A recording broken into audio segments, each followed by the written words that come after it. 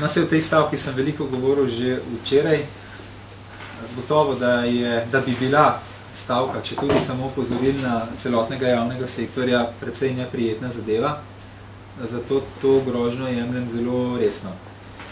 Morajo pa to odločitev zelo resno vzeti tudi sindikalni voditelji, ker s tako odločitvijo sprejemajo zelo veliko odgovornost.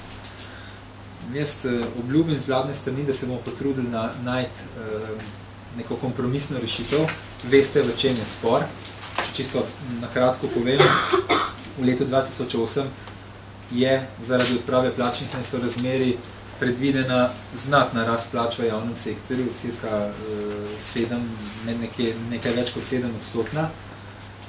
In ob tem se pojavlja zahteva sindikatov, da se dele v januarju uskladimo plače, linearno uskladimo plače zaradi tega, ker je bila inflacija višja od napovedane. Razlika med napovedano inflacijo, na podlagi katere je bila potem 1. julija lani opravljena uskladitev in dejansko inflacijo je 3,5%. In sindikati zdaj seveda zahtevajo te 3,5%. In takšno povišanje je bilo tudi dogovorjeno v okviru celovitega dogovora o plačni politiki, ki je bil sprejet leta 2006. Vendar je treba povedati prvič, da tisti dogovor, da je bilo mišljeno, da se tisti dogovor unese v kolektivno pogodbo za javni sektor in takrat postane pravno zavezujoč, torej pravno zavezujoč ni, ampak ne glede na to, mi ga štejemo za moralno zavezujočega. In vlada je pripravljena to obveznost 3,5 realizirati. Tisto, kar mi prosimo sindikate, oziroma jim predlagamo, je samo to, da pristanejo na to, da se en del tega procenta ne izplača direktno v plače, ampak se izplača na osebne račune zaposlenih, s katerimi lahko prosto razpolagajo in vložijo ta denar v kakšnega od skladov pokojninskega zavarovanja. Zakaj? Zato, da ta denar ne bi bil v obtoku in da ne bi dodatno pritiskal na inflacijo. Samo za to gre. Gre za to, da zadržimo v letu 2008 rast plač v javnem sektorju v vzdržnem okviru, da ne bi povečevali inflacije.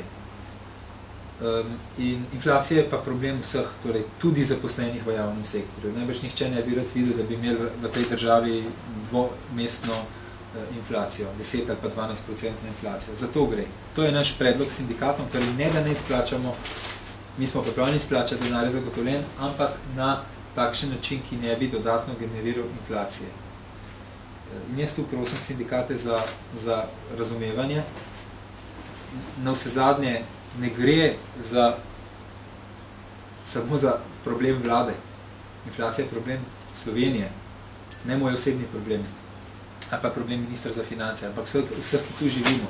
Zato moramo pač vsak po svojih močeh in v okviru svojih odgovornosti narediti tisto, kar lahko. In sindikati tu lahko veliko naredijo.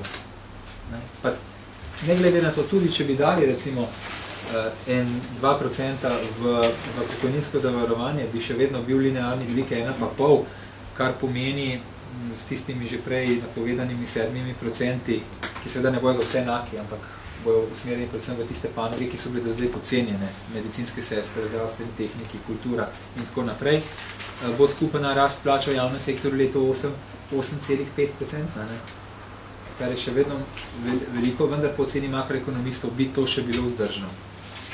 Tako da stavka je napovedana za 30. januarja, do takrat imamo še cirka 20 dni časa, mi ga bomo izkoristili za pogajanja in pričakujemo, da se bomo našli recimo nekje na sredini.